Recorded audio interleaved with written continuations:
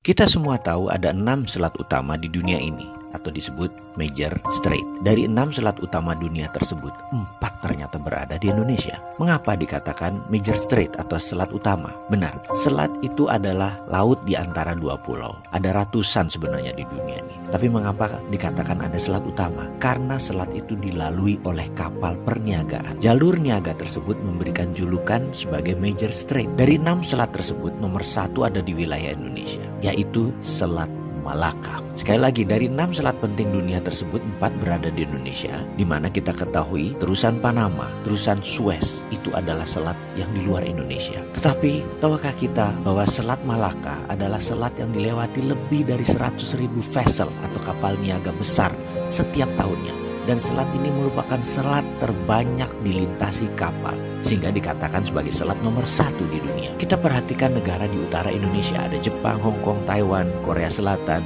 Cina, di mana semuanya adalah negara produsen besar di dunia. 20% vessel mereka ke Amerika Utara, 80% kapal niaga mereka menuju arah Asia Timur, Asia Tenggara, Afrika, dan Eropa. Dan semuanya melalui selat di Indonesia. Bahkan ada 18 juta barel per hari kebutuhan BBM negara utara Indonesia tersebut, di mana 80%-nya disediakan oleh Selat Hormuz, juga melalui Selat Malaka. Australia kalau mengirim barang ke negara utara Indonesia tersebut pasti melewati Selat Lombok dan Selat Makassar. Lalu Indonesia dapat apa sih sebenarnya? Jujur, Indonesia tidak dapat apa-apa dari laut yang dipakai tersebut, dari selat yang dipakai tersebut, tidak dapat apa-apa. Oke, itu masa lalu. Kalau ke depan bagaimana? Bagaimana kalau kita kendalikan selat itu sebagai aset bangsa? Peraturan internasional tidak ada yang mengatur negara archipelago seperti wilayah Indonesia, seperti wilayah negara-negara Pasifik Selatan. Kita peraturan internasional itu selalu mengacu pada aturan kontinental atau daratan.